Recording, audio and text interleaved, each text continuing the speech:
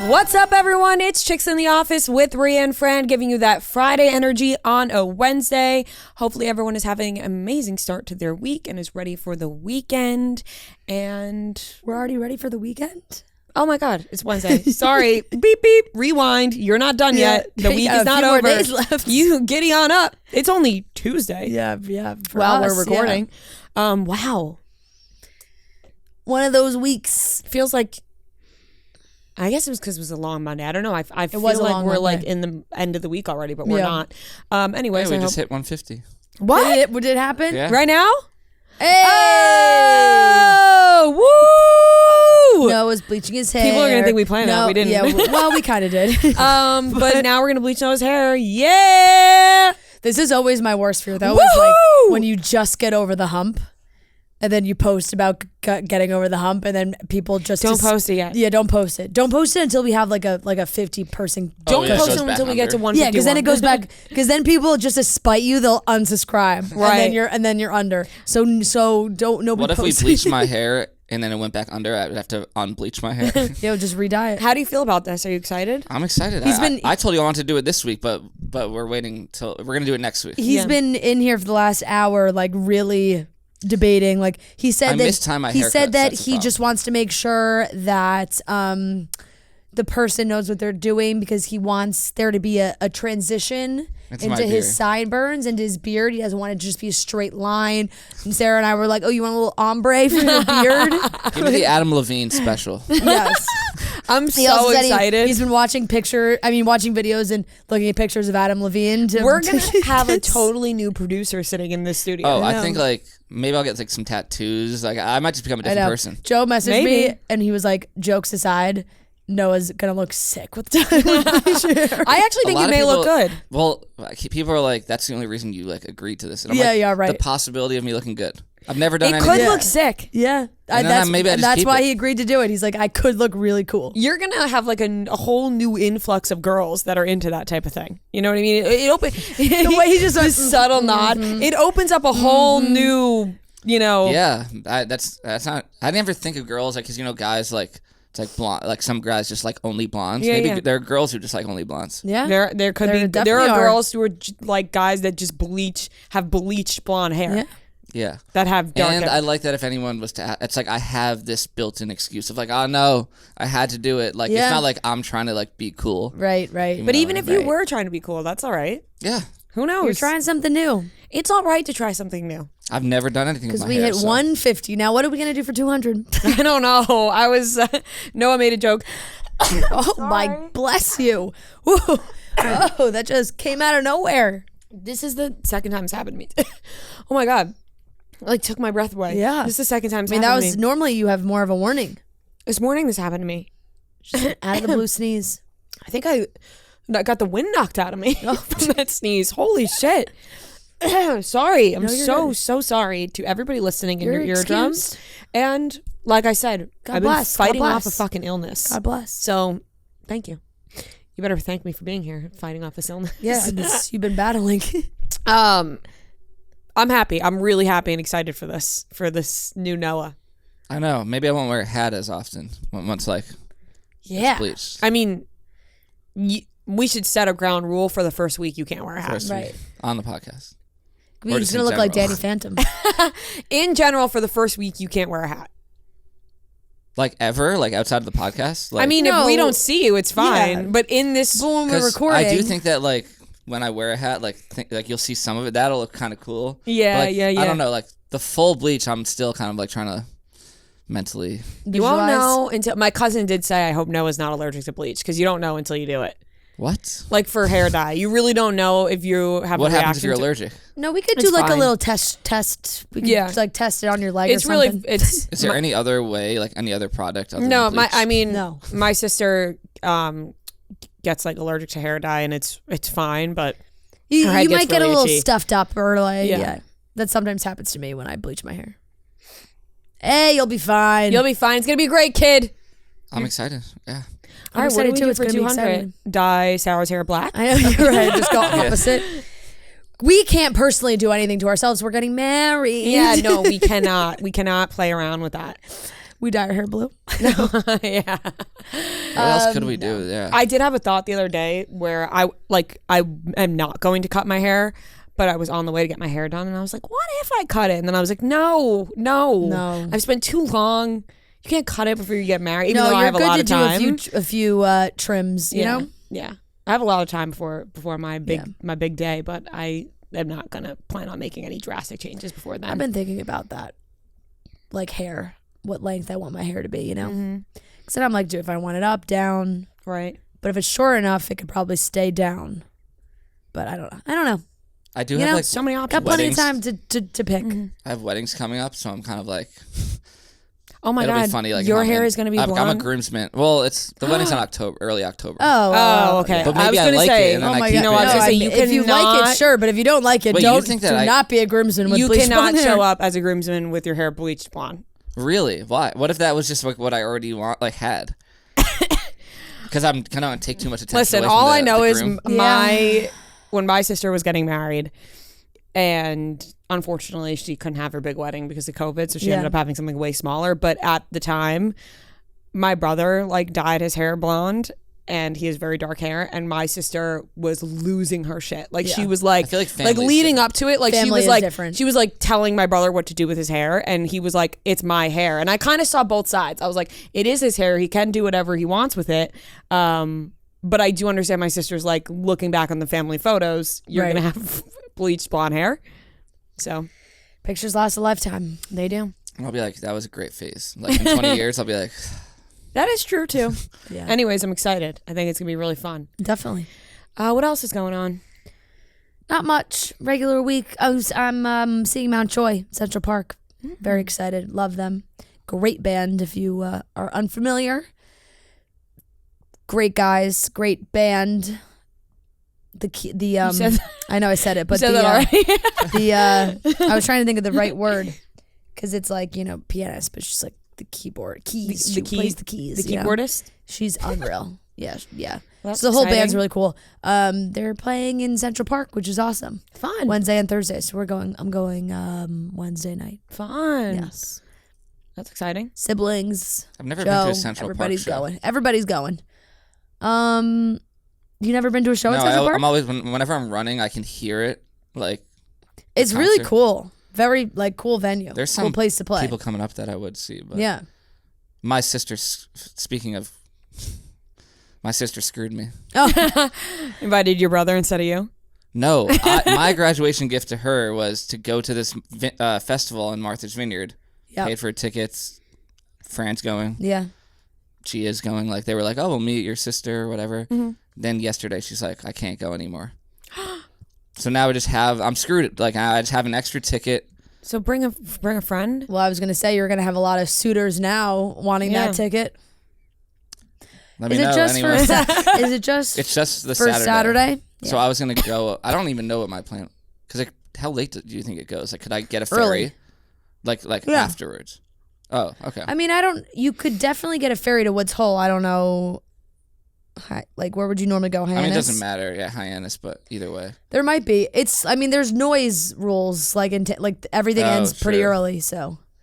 Well, yeah, anyone wants to go to the Vineyard, let me know. You are unavailable that weekend. I am. I'm going to be in Punta Cana. Woohoo! Maybe. Maybe Noah would have brought you. I know, maybe. Yeah. Oh, I'm in Punta Cana. I'm sorry. Shit. I was gonna say, what about me? And then I remembered I was gonna be away. I'm so excited for my friend's bachelorette party. I cannot wait. We were talking yesterday. It's gonna be so much fun. We got the itinerary. It's gonna be a freaking blast. Can we say this? I think we can. I don't know if we can. We've said this now. We've said it on Monday. We're not gonna say whatever. What I'm gonna say is Hannah and Dylan. Oh. Are getting married soon. They posted it. They're getting married soon, but I don't think there's any other details. I don't think they've shared. No, I wasn't going to share any details. Okay. I was just going to say that we were invited and we can't go. Yeah. Oh no, yes. It is, honestly, I'm devastated about it. Yeah. I really, really, really wanted to go. Mm-hmm. Yes, there was an initial excitement, and there's been a work event attached to the date. Not the wedding, but now we have something that we must be at for work on the date of their wedding, which is devastating because their wedding is going to be out of this world. And I think it's probably going to be our only chances in our lifetimes to go to a wedding like that. Yeah, and like none of my friends are going to have a wedding like that. Yeah, I mean, yeah, it's devastating. It is really devastating. Fucking that we hurts. Can't go. I know, and I just feel like we put that out there so much. We just like poked and poked and poked. Like we better be invited. Yeah, and they really did invite us. Yeah, which was so nice. Like they really did invite us after we put it out in the universe 9 million times. And they really did invite us. And we can't be there. Yeah. Like, it's just worst case scenario. Did you RSVP? No. Yeah. I mean, we talked to them directly. Yeah. Like, we RSVP, but what do you think? We just ghosted and said we couldn't be there? No. This is us RSVPing right now. By the way, we're not coming. Yeah, so that's disappointing. I'm very actually so sad about that. But anyways, should we get on the rest of the show? There's really, like, sometimes we say this, but when we talk to you guys 3 times a week, sometimes there's not much to update on. Yeah, slower morning, day, afternoon. But we're down to the end of the Bachelorette, so really that's the juicy stuff. So we have cutting stems because Trent was unavailable to record the podcast today. So it's all of us, which is great. So you do get a little taste of Trent. Yes. All right, so let's get into the rest of the show. We are going to be talking about Nick, Viall, and Natalie have announced that they are having a baby, and Alex Cooper released an announcement about her new network, Unwell, and she signed people to that. And we have a great interview with Robin Del Monte, aka Girlbosstown, and we have a great cutting stems for you guys to listen to because Trent is not here today. Anyways, let's get into it, starting with the topics. I just recently went to the Drake and 21 Savage concert at MSG thanks to Game Time. It was so much fun. It was awesome. I got to bring my sister. The graphics were insane. I had such a good time. If you have the opportunity to go see it, I recommend using Game Time. It's the exclusive ticketing partner of Barstool Sports. Created by fans for fans, Game Time is the ticketing app that makes it easier than ever to score last-minute deals on tickets to sports, concerts, and shows, and they guarantee the lowest price. We've all been to many of events thanks to Game Time. Most recently, like I said, for me was Drake and 21 Savage, and it's all possible with the Game Time app. The biggest last minute price drops can be found on the seats you thought you could never buy. The purchase process takes just 2 taps and 10 seconds, and once you buy your tickets, they're delivered directly to your phone, no printer needed. The app also allows you to easily share tickets with friends via text so you can get into the game seamlessly. Skip the hassle and enjoy the moment with Game Time. Download the Game Time app or go to the website, enter your email and redeem code CHICKS for $20 off your first purchase. Terms do apply. Once again, download the Game Time app or go to the website, enter your email and redeem code CHICKS for $20 off your first purchase. Terms apply. All right, let's get into the topics. Big congratulations to Nick and Natalie. They announced they're having a baby. Beautiful photos they shared on Instagram. They did a whole photo shoot. They both look great, and I'm so happy for them. They seem so happy, and just great news lately. Yeah, so many life updates. I will say the photos were what's the word? Ethereal. Very ethereal. Yeah. The black, white, and the field. Absolutely stunning. So that's major news for them. They are engaged. I am just out of personal nosy curiosity would love to know what this does, you know, for like where are they, what's coming first? Are they going to get married? Where's, you know, but that's my own, you know, I'm a little nosy, would love to know. But of course, they're just incredibly excited about having a baby. Super exciting news. Tons of baby news. I don't know what it is. I was just saying this to you before, but like the baby, marriage, engagement, divorce, like there's been a lot of like life update news where it's hard to, there's not much speculation or haha funniness to go along with that because it's like, hey, this is happening. Right. It's just like you're either happy for people or you're upset for them. Right. And there's really no in between. I'm so happy for them. I love how happy they seem, and these pictures are so beautiful. Yeah, and I'm sure this has been an itch for Nick. You know, Nick's from a huge family. Mm-hmm. He has a lot of siblings. So, and I think, you know, nieces, nephews, all that stuff. So I think he's, I would assume, absolutely fucking pumped, and I'm sure Natalie is as well. Super, super exciting. Yeah, speaking of Natalie's, we didn't talk about Natalie Portman getting a divorce. I know. Well, that's what I'm saying. Divorce news. It's just either stuff's really happy or really sad. Mm-hmm. Death. Like, I mean, I know I just said the word death so aggressively, but Sandra Bullock's awful partner dying from ALS is devastating. So sad. Like, and I can't believe kept that a secret. He'd been battling for the last 3 years. The public had no idea. That news just came out. So it's just like life events, whether they're happy or there's a lot going on. Really sad. The Natalie Portman stuff, you know, we have known for a while that her husband cheated. Right. Yeah, I think that was rumors for a while, but it wasn't like confirmed. Like there were speculations she's leaving. Yeah. And then because she wasn't wearing a ring, then she was wearing a ring, and then the rumors were that they were trying to make it work, but now it feels like, you know, just couldn't make it work, which totally understandable. Something like that happens. Maybe you say to yourself, I really want to try and make it work, and at the end of the day, just can't get over that hump. So they're getting divorced after, I think, 11 years. Hate to see it. I think it was 11 years, right? Yeah. It's a long time. She went to Harvard. Natalie Portman. Really? Yeah. Like I graduated? feel like I remember reading that. Went to 4 years. Went to Harvard. All 4 years. Theater? Good question. Does it say? Let me see. Just always curious, like what year graduated from Harvard, like with what was your degree if you're Natalie Portman? Bachelor degree in psychology. Oh, interesting. I do remember reading that. That fits. Yeah. I feel like that suits her. On top of that divorce, Sophia Bush got a divorce after 13 months of marriage. Oh my God. Out of nowhere. Oh my God, I can't believe I forgot about that. It just happened out of nowhere, and apparently that rocked me over the weekend, and I completely forgot on Monday also. I think the speculation is it's something not good, because like at one moment they were fine, there was nothing, and then the next was boom, they're getting divorced. I don't know what. Yeah, there's something going on underneath the surface there. I don't know what. With Sophia Bush? Yeah, like I don't like I don't know. Like they got married. Like you said, it was literally like a year ago. And then they put out a statement that was like, you know, it was met in COVID, and they have bonded over their love for philanthropy and all these things. And then it was just like, bam. But they remain friends, like one of those kinds of statements. And it was also their 1 year anniversary, like the beginning of July. They both, see, that's where it's like, how do you post like a love you, can't wait to spend the rest of eternity with you, and then get divorced a month later? That's crazy.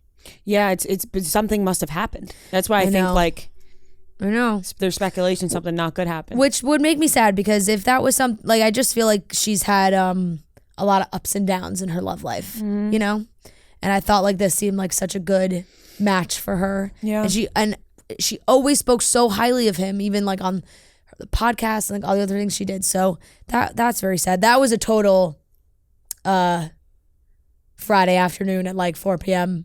post. Like, you know, the publicists were like, all right, Friday 4 or 5 p.m. let's put this out there, and hopefully people forget. And look what happened. I completely forgot. Yeah. And they were like, maybe somebody else will announce a divorce, and they did. Yeah. So there's been a lot. There's been a lot ending. A lot of divorce, but a lot of beautiful starts as well. A lot of engagements. It's a circle of life. Yeah, it is. It is, Noah. Yep. All right, moving on to the last like topic. Alex Cooper announced this big announcement yesterday and today. She has launched her own network called Unwell. There were reports about her and her fiance doing their own network. It is. But I think this is under trending. Okay, so Unwell is under trending. The Unwell network is under the trending parent company. They are so smart. I'm not gonna lie. Like, I saw this and I was like, genius. Yeah. And so she signed Alex Earl and Madeline Argy. Yeah. That was the first time I've heard of her. I think she is a UK based influencer. Yeah, she's massive. She's huge. I looked her up after, and then Alex Earl, of course, is huge. We know that, and now they are signed to the Unwell network, also with their agents, but through that, I'm sure Alex and whoever else works at the network is going to develop shows around them and for them. And I think that's really cool. I think this is really smart of Alex and like a great next step. I mean, Call Her Daddy is huge and awesome, but I think like it's such a great step for her to like have her own thing and total boss bitch move. Yeah. Really just like running her own network. I believe the Deadline article did have, I forget the name of the person that will now be running the network. But strategically, it's genius. Is what I was saying to you, where it's just like watching the video right now. Sorry. The next move. I know, and I believe Alex is at UTA. Yeah. So it's like where they film the video. Yeah, and they can just have like obviously they have that network to help them, but the Unwell network is a new subsidiary of Trending, which I said, that's the Gen Z media company that she started with her fiance. Mm-hmm. And so the Unwell network is under that. The Deadline article says it will work with nascent creators to create projects and content across a variety of mediums, focusing on genres such as pop culture, beauty, fashion, and lifestyle, and will be run by former Studio 71 executive Moria Mongelli. Moria. Interesting. Moorea. Maria? Moria. Yeah. Ooh. Right? Moria. Yeah. Which is really cool. So Alex said, I have an uncommon and amazing relationship with my audience. We have this connection and bond built upon trust that's allowed us to cover all sorts of topics in a way that isn't exclusive or intrusive. We live in a world where we are inundated with content, but the Unwell Network will be the source everyone can go to for unique perspectives, exploring what's top of mind today for this generation. So like you said, Madeline has over 6 million followers on TikTok. I believe TikTok and Instagram. She's massive. She's very calming. Like people love listening to her voice. Like she talks in her car, which people love. Like she like really captivates people.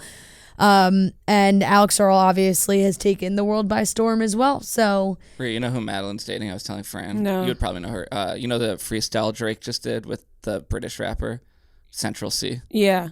Him. Oh, really? Yeah. Noah told me that. I was kind of like, I don't really know what that is. You know that's that's cool. Songs, yeah. So 2 massive names, and also so smart because it's like smart. one big like name in the U.S. and then obviously like also doing a little international vibe is so smart. So smart. I'm so happy for her. I feel like this is such a cool move, and I think it's really a great next step, and she clearly knows what she's doing, and she's learned a lot in the past few years of taking Call Her Daddy on her own. And I know, what a fucking move. Impressive. Yeah, it is. I really think it's so cool, and I think that it's a great opportunity for these women as well who are joining the network. Like obviously they're big on their own, but just being able to be under that Alex Cooper umbrella, I think is only going to make them bigger. Yep. I think it's really cool. Yeah. All right, that's it for topics for today, and then we have a great interview in Cutting Stems. All right, let's get into Cutting Stems. We're talking about The Bachelorette, but first I'm going to crack open my nice cold Coors Light. There we go. Crisp. Ooh, that was a good tsk. Look at that blue, chill. We're relaxing. We're hanging out. We're going to talk about fantasy suites for The Bachelorette because, guys, we just want to sit back, relax. I'm sure you're thinking about it. Who's not thinking about it? Where everybody maybe daydreams about the day that they'll eventually get to retire and enjoy all the freedoms that come with it. But who says you have to wait decades before we get to kick back and chill out? Take advantage of that free will and spend the summer chilling like a retiree and pair those moments with Coors Light, the beer that's made to chill. Pairs well with the retired state of mind. The mounds on the bottles and cans even turn blue when your beer is cold, so you know when it's time to grab another. It's perfect for all your summer plans or lack thereof. No judgment, so no matter what, you got a Coors Light in your hand. Maybe you're on the beach. Maybe you're out at a bar on a Saturday night. You're looking to chill. So this summer, chill like you're retired with Coors Light. Get Coors Light delivered straight to your door with Drizzly or Instacart by going to CoorsLight.com/chicks. And always celebrate responsibly from Coors Brewing Company, Golden, Colorado.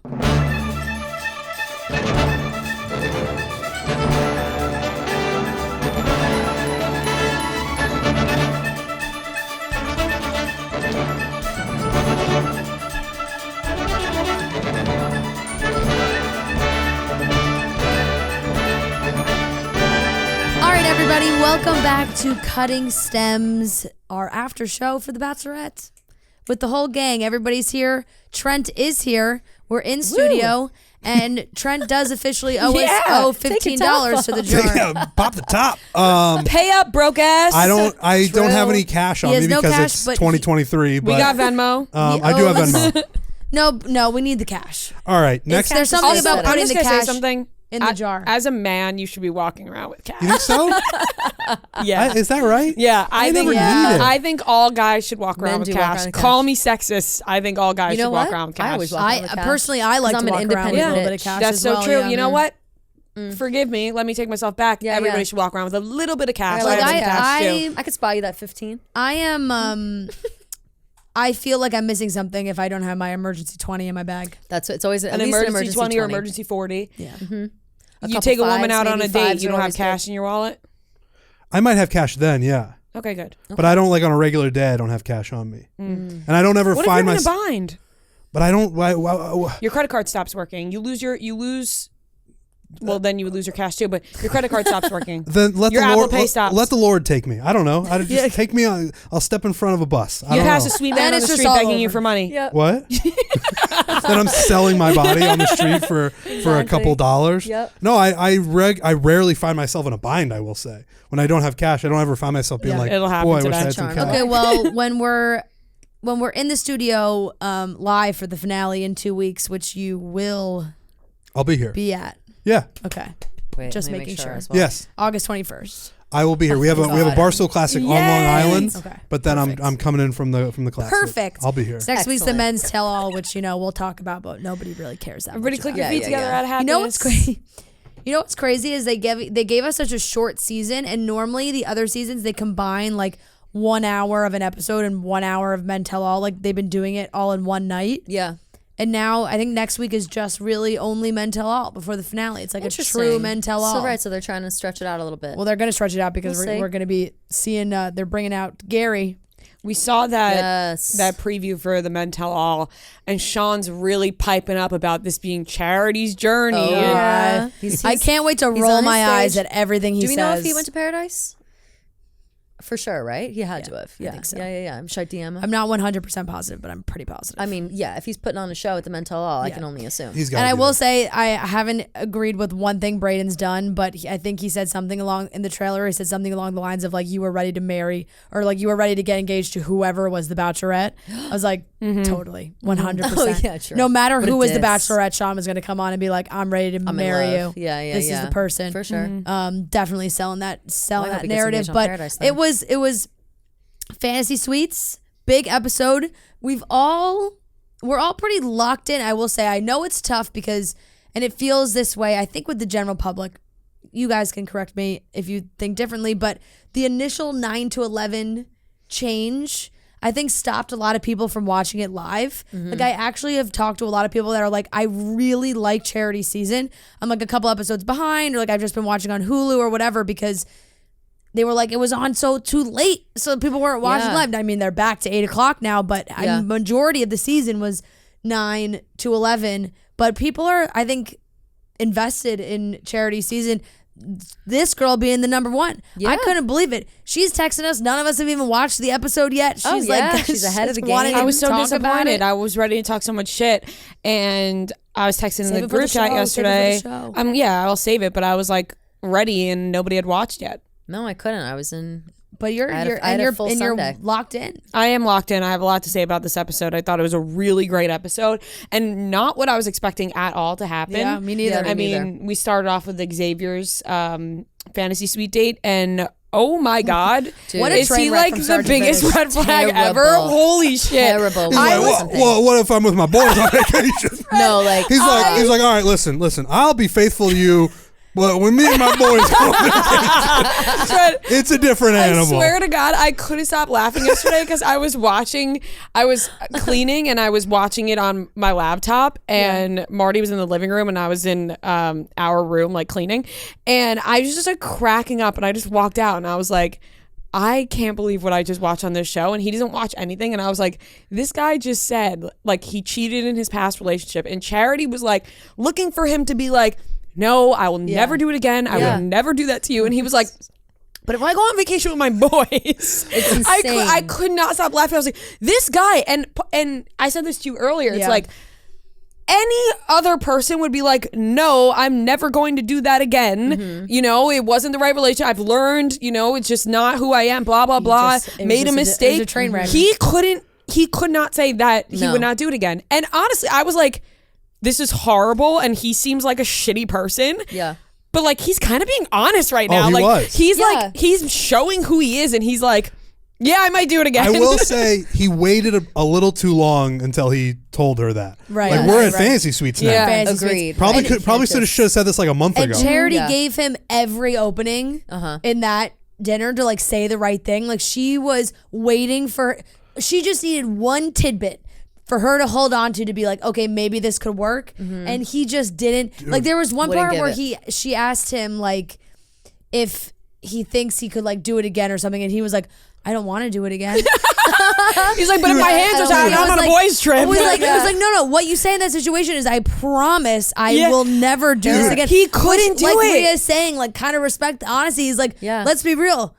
I don't want it to happen again, but could it? He's like, I probably will. Like, I was, I couldn't believe where it was going, because any other conversation we've seen of this on the show, the person who has cheated in the past always says like, you know, that relationship, I just wasn't, you know, I made a mistake. Right. I will never do it again. Like, blah, blah, blah. He couldn't do it. And she was like, how have you worked on yourself or learned? And he was like, I've become a lot more introspective. And like I don't even think he used the real like words. I noticed two things about him. One, the first thing that I knew it was all going to go downhill is when she came out. They had to go their separate ways to put their like outfits on, their Fiji outfits on, and they brought her out on the thing.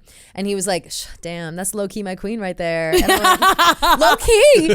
I was like, where's the romance in this? He just was like, that's low key my queen. And I was like, come on, dude, like be a little more. I mean, he has felt extremely casual throughout this entire very process. Casual. Yeah. Like There's he's another like very casual moment I want to like bring up knocked later, in the head and woke up and he's like, whoa, this is it. Like but then this is the also, final three. when they're having the conversation and he's talking about the cheating and he's being like, I might, and he then at the end of it, when what I think really was like the final nail in his coffin was when they were talking, and then she was clearly upset by the information she just received, clearly like triggered by it.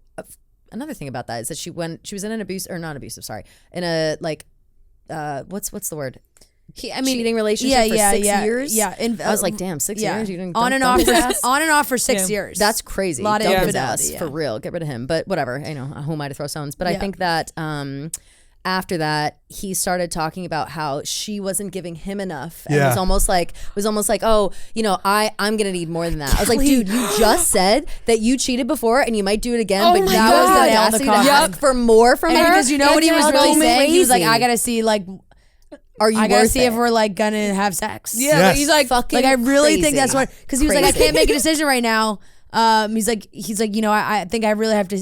He said, I need to see more. I need to see more from you. And that needs to come which tonight. Which will come tonight. How's that head though? That's insane. That's insane. Like he literally was like, he's like, I don't know. It's like, maybe I won't cheat anymore if that dome good. Like he literally was like, crazy. and that needs to happen tonight. And No. and you see, I had the same exact thought. I was like, is he really saying? He like flipped the script. He was like, I'm gonna need to see more. I was like, oh my god, this man's horrible. I was like, I stopped dead in my tracks. I stopped everything I was doing to watch him because I was like, did I mishear what I just fucking heard? I was so passionate about like how I was by Xavier. I was like, have we not seen this the whole season, that he's just like not a great guy? Well, and if you go back and watch the one-on-ones that Charity had with Xavier, she has doubts. She's like, he's so charming, and he is like my old boyfriends. But she's like, he seems serious about it. And then when they went to the hometowns, the family was like, he's ready. Yeah. He wants an engagement. He wants to have kids.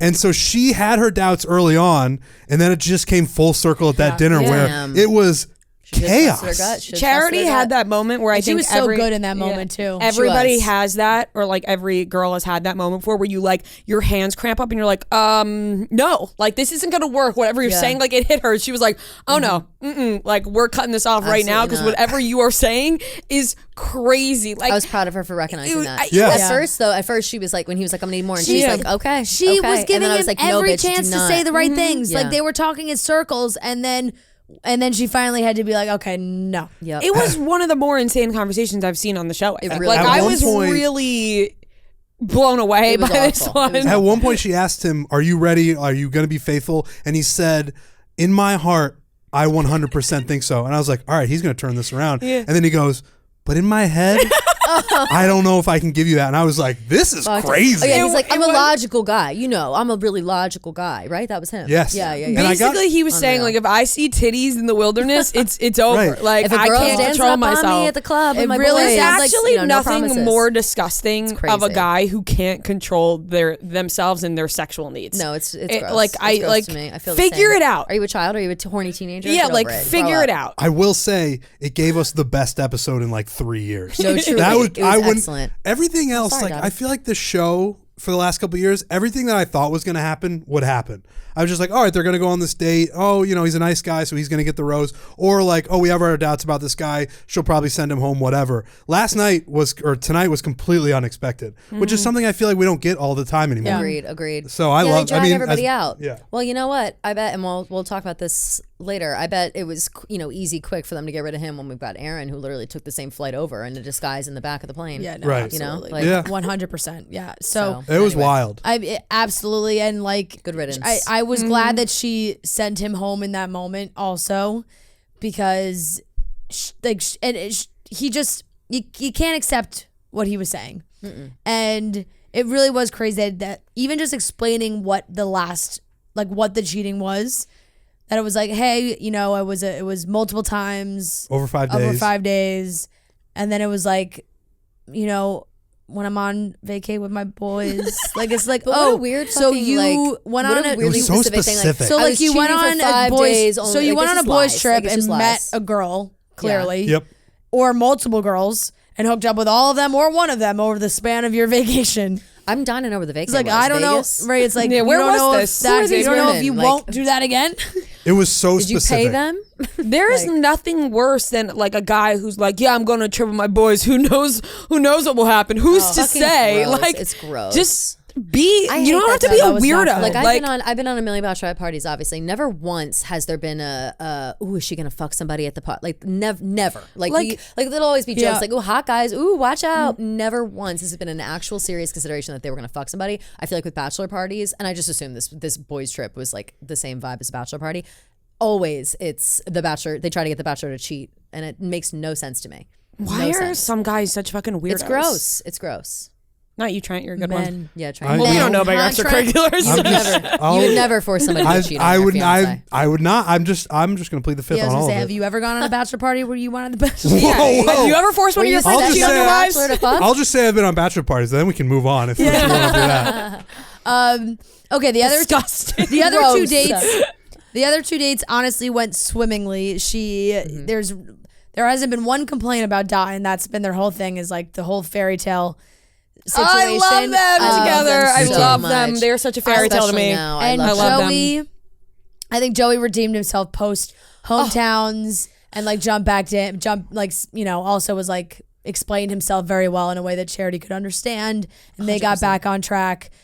The craziest thing to me for both of these, right, is like it used to be the biggest thing ever. Now it's just you tell them all you love them, and that's just how it goes. Not Right. only that, she says she's fully in love Right, with both of them. Like, and it Ben wasn't even a Higgins- Ben hesitation. Higgins was Like dragged through the multiple coals I love for you liking for loving two love women you at love once. you love you love you oh love you too love you like so many And so casual. Usually it's I'm falling in love with 2 or 3 of them. Yeah. Charity is fully in love with 2 of them, which seems crazy. I just don't buy that. I think you can I actually don't either. I think you I love all of you, you know? I love this couch. Like, you can love a lot of things. But like in love, It's a whole nother thing. In It makes me love. think that she's never been in love. That's what makes me think. Because it's like, if you can love, because you can love, you can have feelings for multiple people at one time, but You if can you're, like, care fucking about obsessed, people. like you're in Yeah. love with one person, then yes, you have fun with another person, but you're still kind of thinking about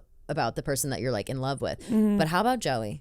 the first second he got, and he won me right back over immediately with this, threw his Uncle Joe under the bus in 2 seconds flat. And I said, yes, good. He was like, he showed up. I didn't expect him to be there. Like he was like, yeah, it was a little much, a little weird. I loved that. Yeah. And I appreciated that he acknowledged that it was fucking weird. I wasn't here for when you guys talked about that last episode, Hometowns. That uncle was a weird guy. Weird as fuck. Oh, we talked shit about him for the whole episode. Okay, good. Because he was like he's one of those like, I'm the cool uncle. Yeah, sure. I'm wise. I know everything about Joey. Like, it was like, dude, he said he was overstepping his bounds. Wait. Also something we didn't talk about, and we talked about this in the chat, I think. Joey's dad was there, and I guess, I didn't know this, and I must have missed this at some point. Joey's dad is gay, and came out as gay, is no longer with his mother, blah, blah, blah, whole thing.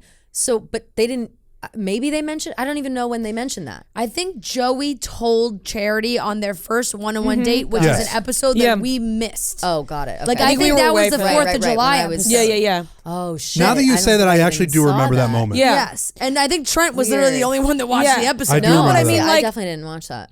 Why didn't they show his dad then? That's like, what we I just mean. got a What's load weird of about that? That like, makes why me wasn't think that was a incorporated in the choice. story? That makes me think that was a family choice. Maybe, yeah. It could be a family choice. Like, they didn't want that to be the theme of the hometown. Sure. And maybe that's why Uncle Joe stepped in to be the bad guy. Right, totally. You know? But then that's why, right. It makes sense totally for Uncle Joe to show up, blah, blah, blah, whatever. But then again, like, I just hated how much Uncle Joe was acting like his dad. Right, and I like, also he could still be his uncle, his confidant, whatever. He doesn't have to, he's not replacing and parents his like dad always because end up his dad's talking gay. about themselves, or there's so much more parent content. Yeah. And Joey's parents were barely in the hometown. Yeah, I mean, maybe that could be a family decision. I just hope it's not an ABC decision, because if it was an ABC decision, they can have his parent, like, those are his that would be parents. crazy. I can't imagine. Like, you know what I mean? I would imagine it's a family thing. I hope. Yeah. Because people were insane. like calling out ABC. They were like, "Are they not?" Right. That's what I saw. I saw people calling them out. I was like, I didn't even. I missed this entirely. We completely missed it. We just straight up didn't watch that episode. Yeah. Because we were all on vacation. I know. I didn't even realize. But anyway. No, when we came back, we were like, yeah. But I was happy that Joey threw him under the bus. He's back on my side, or I'm back on his side, I should say.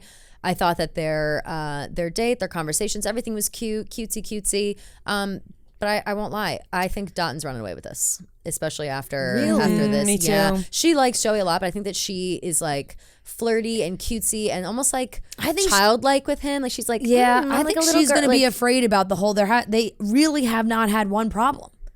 Dotton and her. Yeah, that's true. But you know, like what? that would scare me when they had their date. But maybe they just were really meant to be together. I loved that he said to her, he was like, yeah, like, he just seems like such a chill guy. Totally. Like, maybe he's just a chill guy. I know. But I like that he said to her, he was like, yeah, after being here for a couple weeks, I didn't really know like what was going to be at the end of this. Like, I asked funny. everybody, and I was like, what are we working towards? Can we break that down? Yes. No way.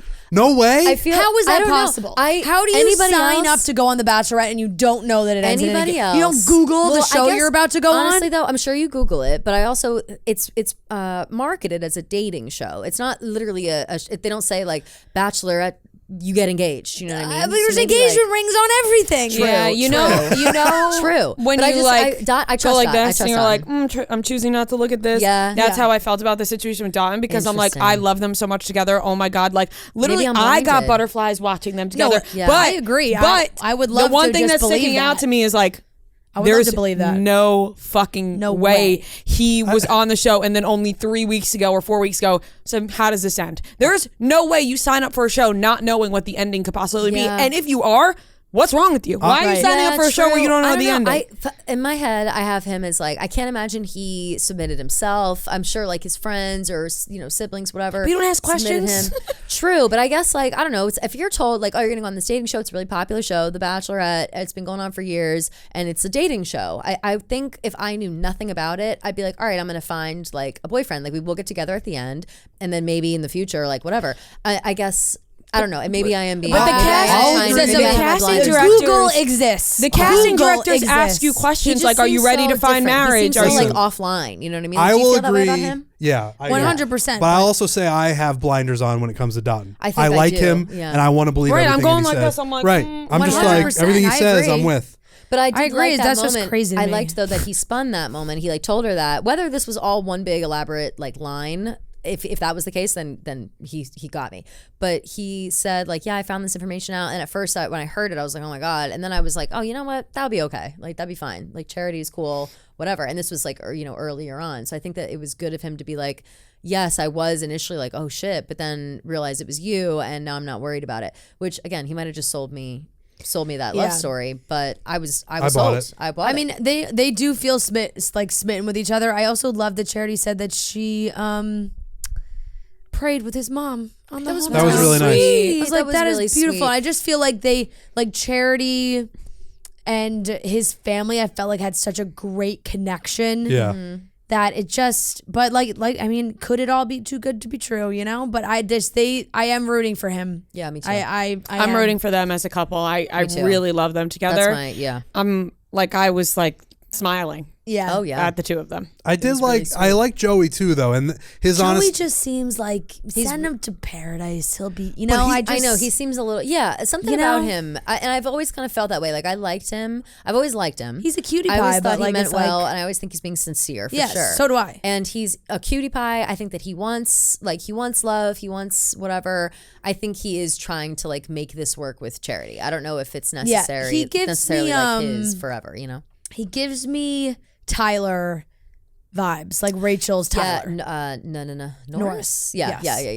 Like, yes, totally. You know, good guy, cute, means well. Intentions are there. Yep. Like the love is there, but like, is it strong? Like, is it actually strong enough in that kind of sense? But what about Aaron B?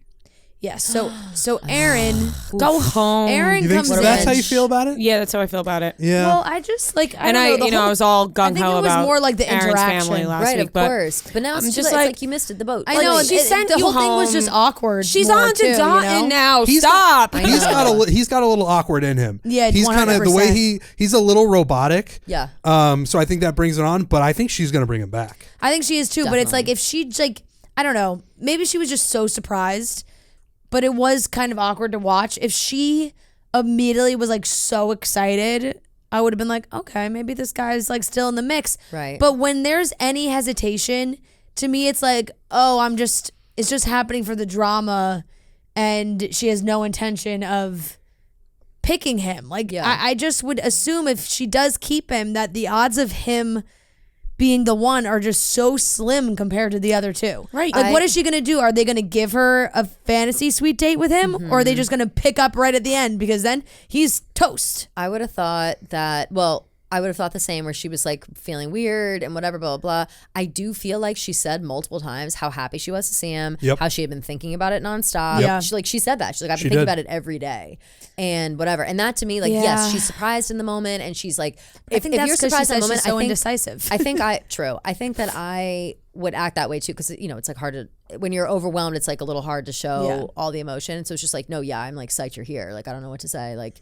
this is crazy. You know what I mean? I feel like that's kind of how she was acting. But I also bet she was probably thinking about Joey and Dotton, who she just had lovely times with. And is she going to add another, I kind of think that, she may not actually keep him. Like, I feel like the trailer made it seem like that because he changes outfits. Yeah, and I feel like maybe he just changed outfits. Maybe they just meet on the beach to talk, Or maybe she lets him come to the rose ceremony. Maybe she can imagine she lets him come to the rose ceremony and then just sends him home twice. Oh my God. No, I just that would be cool. That would be brutal. That would be mean. I don't know. I just kind of feel like maybe they just had him change. Yeah. Was it definitely like he's been in suits all season? Yeah, no, they showed him like outfit. thinking on the balcony. Yeah, like in a suit. They really made it seem like he was a part of the finale. You know what though? And something that we didn't have happen this time around, she has to tell the other guys that he came back. And I wonder how they're going to react, because that always shakes shit up. Hey guys, just want to let you know, Xavier gone, Aaron back. Do we think that Joey or Dotton would have such a problem with, how that always happens, where they come back and they let them come back, and there's always one or two guys who are like, fuck this, that guy gets to come back, what the hell? Do you think either of those guys would react that way? Joey, maybe. I think Joey a little bit more. Dotton has no idea how the show works. Yeah, he doesn't know. He's like, I just figured. He'd be like, you always get to bring one guy back. That's how it goes. Right. Like a producer would be like, oh, the Bachelorette actually gets to bring, it's like a save. You get one save. Yeah. Don would be like, that's pretty cool. Yeah, you get to bring one guy. You guys got going on. The rest of the process. One guy back. This always happens. He'll be like, okay, girl, Cool. love you. Yeah, no, literally. I think that if I was in the position of Joey and Dotton, I would go, why is she bringing him back? Does she want him? Like, I would be like, she wants him clearly if she's bringing him back. Yeah. But, like, honestly, just stay home, Aaron. Like, the fact that they even let him come to Fiji, why? Like, she's clearly very into Joey and Don. She's in love with them. She's in love with them. In love. We don't need to bring Aaron back and then have him go to the front desk and fucking fake ask where her room is. And then the front desk lady go, that was I can't give terrible. that information. That was terrible. Oh, please. It was so cheese. Do you think that if you were on the show, if any of us were on the show and we were voted off like this right before Fantasy Suites and had the opportunity to, they're like, listen, do you want to go back? Do you want to fly to Fiji? Because we will let you. Do you think you would? No, because I would be like, it's embarrassing. They sent me home. I would. Now be I look embarrassed, desperate. I think, yeah. Totally agree. Like Charity has done such a good job this season that I really think that the producers were like, we got to do something to shake it up here at the end, you know? I think there's a line between it. I don't know how to explain this, but like, all right, you watch a romantic comedy romance film, and desperation, right? Like there's like a rom-com where one person ends something with the other, but they actually don't want to. You see that play out, and then the other person has to beg for them to get back together. Fine, because you can see the other person clearly wanting to be with that person. They're just ending it for whatever reason.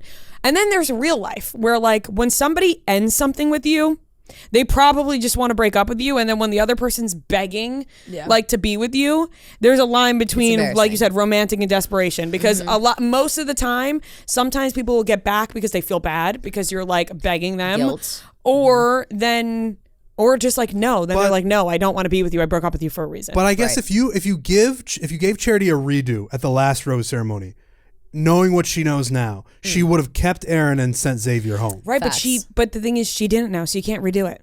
But if you look at it that way, and that's just because she has to keep three. But I'm saying, and just because she has to keep three. But I'm saying you're in a position where Aaron's gone and Xavier's gone. Where you have I know, but you're in a position where you have to send someone home, and she's like, oh, I have my doubts about Aaron, so I'm going to keep Xavier. But I think it means something that if with what she knows now, she would have kept Aaron, so he would have been there anyway. Right, but then still, I think Aaron is at the bottom of the three. Like I think even with Joey and Don and Aaron, even if she's still not. She's still having doubts. Next man like up to go. Xavier being a weirdo cheater guy doesn't make her doubts with Aaron go up because she still has Joey and Don. But she got extra time with Xavier that she would have liked to have had with Aaron. True. So what you're saying is like if he's in Fiji now, it would make sense for her to have a date with him to really confirm that yes, they should have been, or he would be the next one to go, or even if he had come on this trip, he would have been the next one to go. Like what if he shows up and she has a date with him and it ends up being better than her date with Joey? Right. And his family like was you're great. saying, like if they actually had that time together that Aaron had been wanting. That's right. Yeah. This is also why I feel like could be, but this I is don't also know. why I feel like he just kind of might be sent home because it's Men Tell All next week, and it's just that. And then we'll have the, 3-hour finale as always. Right.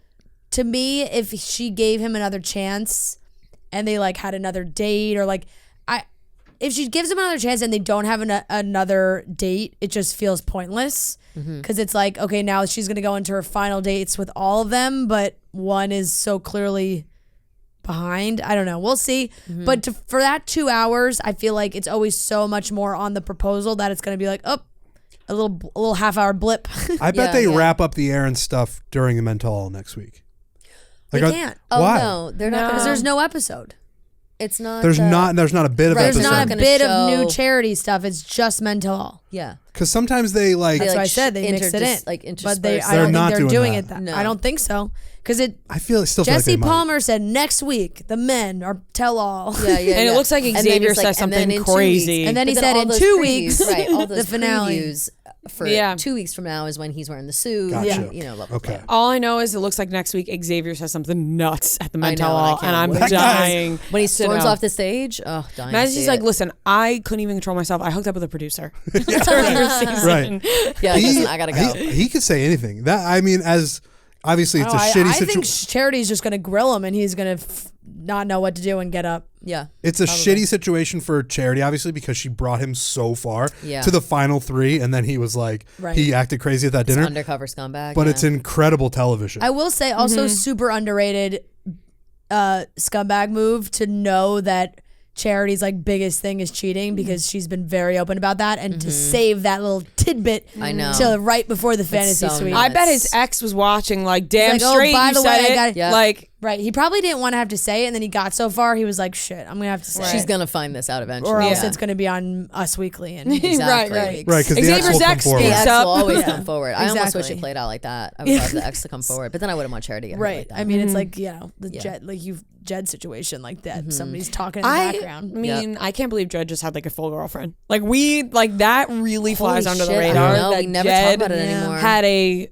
whole girlfriend. Where's he but been? like, did he have a girlfriend, or did he have a girlfriend that he broke up with to go on the show? Well, that's always the line. That was always like been the question. She claims that he was like, I'm just going on this show to like get famous. Remember? And for his music, right. And I'm not gonna like fall in love or go far or anything. And she was like, all right, babe, like have fun. Like I trust you. When you get back, and he like he won. It's like not funny. It's not funny. But last we heard from him, he made a dog food jingle. Do you guys remember that? Yeah. He made like a Was it catchy? I think it was. The last time we heard from him, we didn't. True, he was supposed to speak and then he didn't. Jed talked. Sorry, he was supposed to talk and then he didn't. We thought he was going to talk. The most anticipated podcast of all time. That never came. Well, I think he did put the podcast out. Did he? Oh, I mean, I would have known. I'm pretty sure the podcast exists. It's just like he was not able to like really share his first episode. I think that he recorded and then like wasn't allowed to because it was like, all right, I don't care past that. I just want to hear the drama. Shut it down. Right. Powerful. Yeah. Okay, let's cut some stems. Let's give out some roses. What are we thinking? Stems and roses? Yeah. Stems and roses. Who wants to go first? Ooh, I'll go first. This is crisp. I feel like I always go first, but whatever. You know what you want. All right, I am going to... It's like one of those things where it's like I want to cut the stem of Xavier talking about his boys' night, but like I also want to give it a rose because it was like hilarious. Yeah, like it was like one of the crazier things ever. But I'll cut it because like principle. Yes, morals. It deserves to be cut. But like for television purposes, I was dying. laughing. I might rewatch it. The dinner is insane. Yeah, it really is. They keep cutting to him, and the look on his face is just like, you know what I mean? You know, like it's. Jerry, he looks a bored boy's and vacation. Like, what do you think? We're in New Orleans. I don't want it to happen again. But my brain, it's unreal. My brain can see boobies, Jerry. I don't want to. But again, also super honest. Just the most honest. A little too late. So I'll cut that, and then I'm gonna give my rose to. So simple this week. I'm just gonna give it to Dotun and Charity combined as a couple. Cute. That's a good one. Not just Dotun alone. I love that. Them as a couple. Yeah. We never normally do that. That's a great idea. That's a good idea. When he looked at Charity, their love story. Yeah. When he looked at Charity, he said, I'm in love with you, and she was like, I'm in love with you. Like she was so really excited. Cute. I was like, I feel so good, and then she couldn't stop saying and it. I was like, I love you. I was like, oh my god, they are like, yes, she was. I'm ignoring that. I really watching it. Like I felt the connection with her and Don. Me too, Rio. More than Joey. Like I really enjoy their love story, which is crazy for me to say because usually I don't enjoy any love stories on this show besides Joe and Serena. So I'm rooting for them. Okay. Oh, I ran into them on the High Line the other day. They're everywhere. I ran into them on the High Line the other day. I did. I was walking on the High Line. And I sat down for a second. They walked by and waved in my face, and I went, "What?" You know when you like don't expect to see someone. And I chatted with them for a little while. Yeah, they were on their way to get ice cream, and I was doing the same. We were going to different places. That's so nice. I had alcoholic ice cream. They're getting married. There's a new bar. We all have to go. Well, they're married again. They're married. And we're talking a little bit about the very wedding. Soon. There's a new place in. This is so not even relevant, but there's a new place on Little West 12th Street. It's called. It's got a funky name, but it's an ice cream bar, and it's a bar, but there's no drinks. It's all alcoholic ice cream, and it's does it give you a buzz? Unbelievable. Or no? Yes, it's like White Russian and like old fashioned, and it's they give you little pints. And you eat them, and they give you like alcoholic sauce as well. Ooh, it was a perfect treat. Whoa! I told them about it after. They also told me about their gelato place that they were headed to. It was great. Anyway, do you have? I forgot we're doing something. I was just telling you guys about my weekend. Okay, let's see. I'm gonna cut the stem of. We're just add to the Xavier train.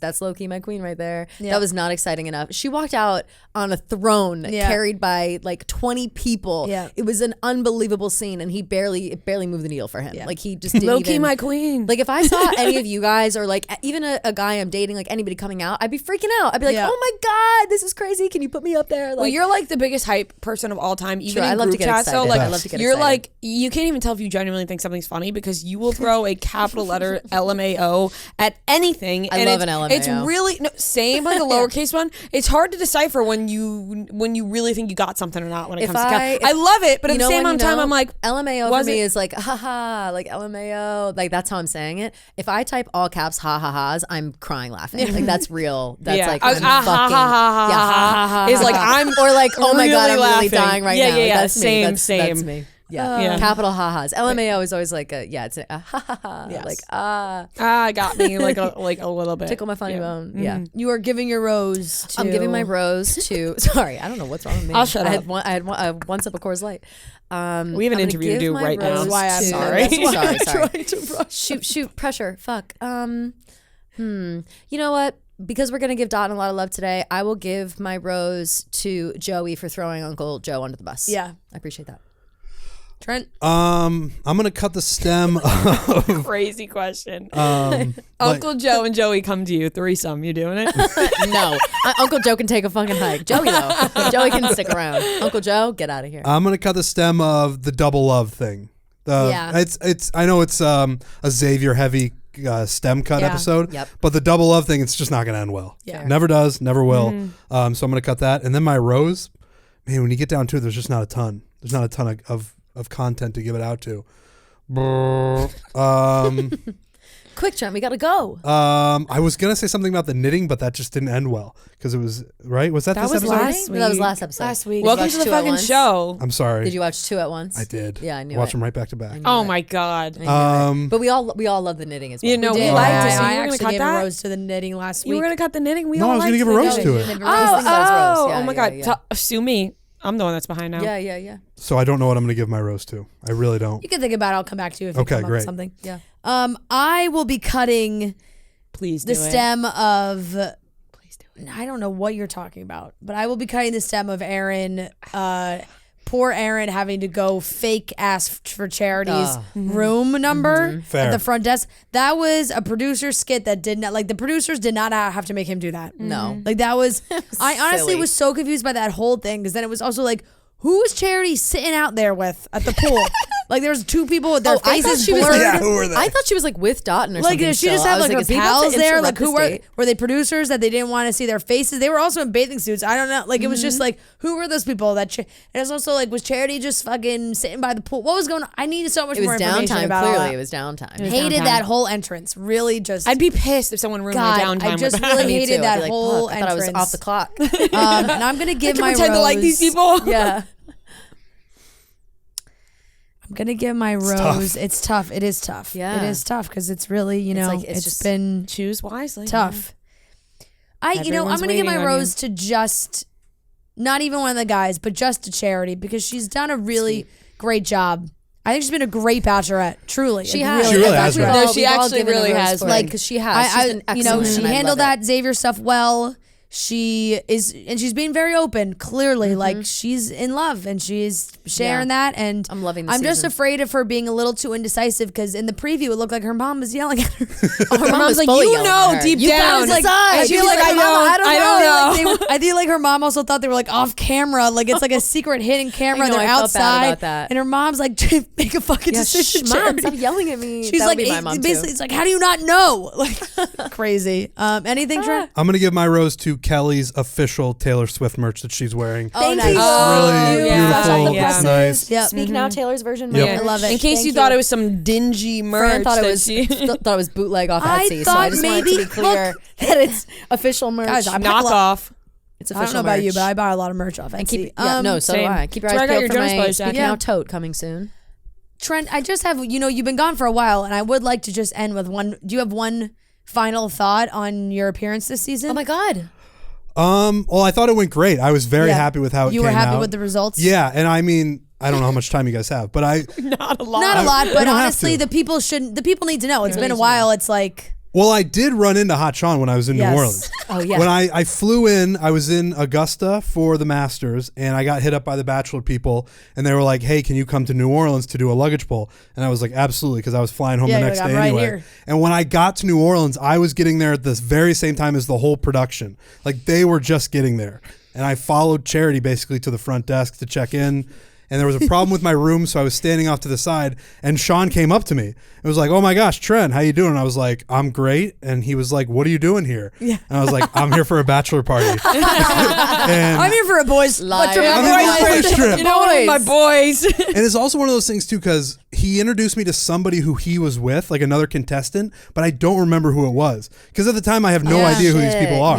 So I definitely met somebody else. He was like, this is my friend, you know, who I'm here with. Damn, I wish and I asked him what he was doing there, and he was like, I'm here for a bachelor party too. So we both lied to each other. You guys want to link up? Right. We both lied to each other while we were there. And then, I spent like 3 days in New Orleans because as you see on the episode, it doesn't end up happening. Yeah. So I was just waiting and waiting and waiting. And then we shot the thing that we shot. But yeah, it was quite a trip. Yeah. It was quite a trip. Well, I'm glad that we still got that final result. But I will say you're now in the red on luggage pulls, which is not good. No, I want to do one. How do we get you more? How do you we're going far too long without an actual luggage pull. It's crazy. I will say it's less organized than I originally thought. With the first time I did it, I was like, how do they know when there's going to be a luggage pull? And they kind of have an idea when it's going to be, but it doesn't always happen. The last 2 times I've been there, they don't actually do them. Yep. So, I would love to do another one. I'll be waiting, I guess. Yeah. I'll fly pretty much anywhere except threatening. Trent will be standing by that phone waiting for Jesse Palmer's call. Yep. Right. I'll fly anywhere. Hold the luggage. Anywhere in the continental 48, I'm good to fly. Okay. I don't want to fly to Australia and then not do one. Right. Fair. Yeah. True. That'd be crazy. It has to be. But you would fly to Australia if it was guaranteed pull? I think I would. That's a long flight. I mean, where'd you go the first time? Well, you've been there, right? I went to Vienna. Lima, Peru. No, you went to Peru for the sorry. first pull. That was the first one. So no, the one where you you flew and you didn't was Vienna. Vienna, Austria. Vienna, yeah. So that's what I'm saying. I don't want to do that again. Yeah. That was too much. Yeah, fair. I have been to Australia. It's a long flight. Right. But I'll do anywhere in the continental 48. So many places, Trent. We travel a lot. You are That's world exciting. renowned. I'm realizing. Cheers to Trent. Trent has been everywhere. Cheers That's to Trent. Honestly, Trent, I'm really proud of you. I'm proud of you. This is a lot. You guys are throwing a lot of compliments. No, like you have a Don't great. forget to bring your $15 to saying, next week's episode. You have a great career ahead of you. You've been doing great, and we're just proud of you. Trent, I'm tired of ragging on you all the time. Why can't we be happy? I'll be honest. I prefer getting ragged on than Trent complimented. just at the beginning of his career. Here's the thing. Why can't we be happy for our friends? We are. Great question. Why? We are in this room. I'm so uncomfortable. I would prefer if you make fun of me. I actually think I'm just going to end this right now. I'm just going to wrap it up because Rhea's starting to cry and it's going to make everything weird. So I'm going to say because we should be happy for our friends more often. Cutting Stems. We'll be back for the Men Tell All next week. Bye, everybody. You guys. Bye. Like I mentioned, I have been cooking a ton this past week. I'm trying new things, and I got all of my ingredients and everything I needed delivered through Instacart because you can do all your grocery shopping or whatever you need through Instacart. Sometimes I even get makeup delivered through Instacart. It's the absolute best. I use it every single week. I am obsessed with Instacart. Also, summer's coming to an end, but that doesn't mean the parties have to stop. Maybe you're hosting and you want more time to prep, or maybe you want to spend more time outside instead of shopping for what to bring. With the beautiful sunny weather here, who wants to spend time grocery shopping and running errands indoors? You don't, I don't. With delivery via Instacart, you can easily order groceries and other summer essentials online. Instacart helps to deliver them right to your door in as fast as 1 hour, giving us time to enjoy ourselves in summer and prepare for whatever party or relaxing or whatever you feel like doing that day. Get whatever you need from sunscreen, paper plates, alcohol, groceries, and more with access to get items delivered from over 1,200 stores and 80,000 locations across the country. And the Instacart shoppers are the best. They communicate with you very thoroughly. If they can't find what you need, they're very easy to replace it or refund you. They are on it and they're great at communicating with you. Visit instacart.com/chicks to get $30 off your first order of $80 or more, and also get free delivery on your first 3 orders. Minimum of $10 per order for free delivery. Offers valid for a limited time. Additional terms do apply. You must be 21 or over for alcohol delivery where available. All right, everyone, we are here with a very special guest. We are joined by the lovely Robin Del Monte, aka Girlbosstown. Thank you so much for joining us. Thank you so much for having me. This has been one of my bucket list podcasts. I've been an OG listener. Oh my God, what an honor. Yes. So I'm really, really excited. People don't usually say that about us. I know. No, but I feel like your guys' journey is such a part of Barstool's story, but it's also such a part of who you guys are. And you've grown so much, and we've watched you grow. So it's really cool. I love it. Thank you so much. I remember when you guys did the People's Choice Awards. Yes, because you made a TikTok about us, and I was like, wait, what? Yeah. I was like, wait, what? Yeah, we were extremely flattered. Right. I was like, oh my God, somebody cares enough to make about a TikTok about us, and you were so complimentary of us too, which was awesome. Big fan. Thank you. Big fan. Thank you very awesome. much. Well, we're big fans of you. Yes, I was going to say thank you for coming here and talking to us, because I also think anybody that's lived a lot of life on social media now so far, we've, like you said, we've been doing this for a while, just even podcast wise, and I feel like you have blown up and have now extended it really into your own brand, which is hard to do. It's hard to have that blow up moment and then really make it a business. Yes. Which you have very successfully done now, which is very impressive. Thank you. So I want to give everybody some background on just who you are and how you even started to have a presence on social media. Yeah, so I started on social media. I've said this before. I was always into social media. In college, you'd have to post once a night on the weekend. Yes. It was such a thing. It'd be I need my picture tonight. Yeah. But I never viewed it as an outlet for creativity until after college, when I was kind of navigating my career and what I wanted to do. And I would work at these advertising agencies or in these marketing positions, which is great. But I wasn't scratching that itch of creativity that I wanted. I wanted to be on E! News, and I wanted to do exactly what you guys are doing, and the jobs that I was getting, because I didn't have a traditional resume, wasn't allowing me to do that. So I really utilized social media to talk about pop culture and be creative, but it definitely was not paying the bills at all. It would get 15 views, but I think that builds character, and it shows that I was passionate about this type of stuff before people cared, because I cared. But essentially after COVID, I, a lot of people, was what is the world? What am I doing? What do I look like? Who am I? And I was sleeping on my friend's couch, and I quit my corporate job. Even when I didn't have an apartment, I was like, okay, if I have to work for the rest of my life, I'm going to go to esthetician school so I can get free facials and get my lips done, and call it a day. So I started waitressing in Boston to save money to go to esthetician school, and I had more time during the day. So I really started focusing on posting on TikTok. And that was around a year and a half ago.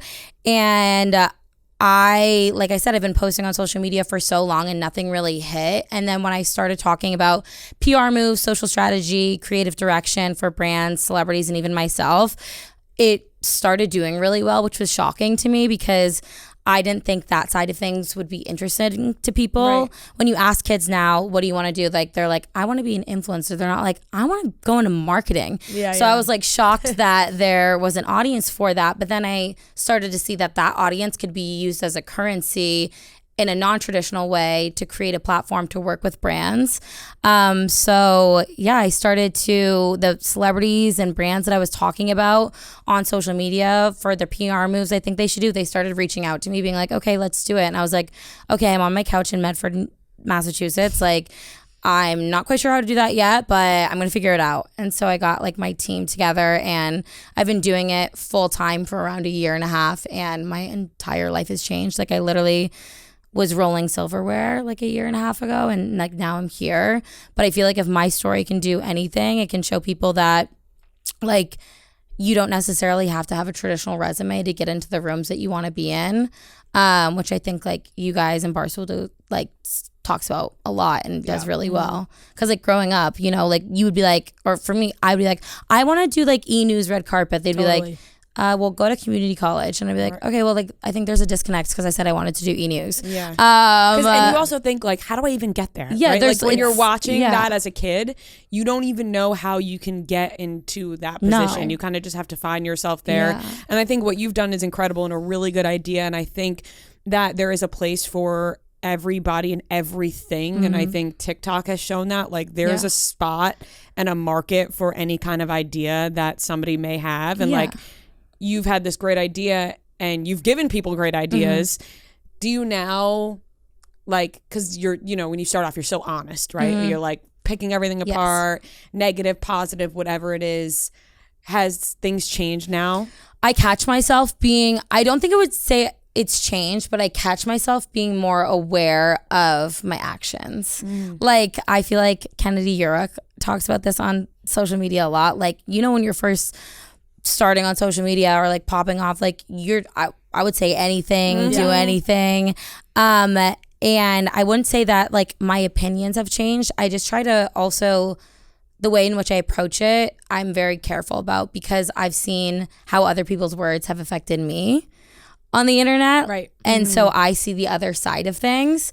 And I also see the industry for what it is. So instead of being like, why did this person do this? Like, this is so stupid. I'm like, well, like, they had a team and they had a lawyer and they had a business manager and it took 6 months to approve. Like, I get the process more.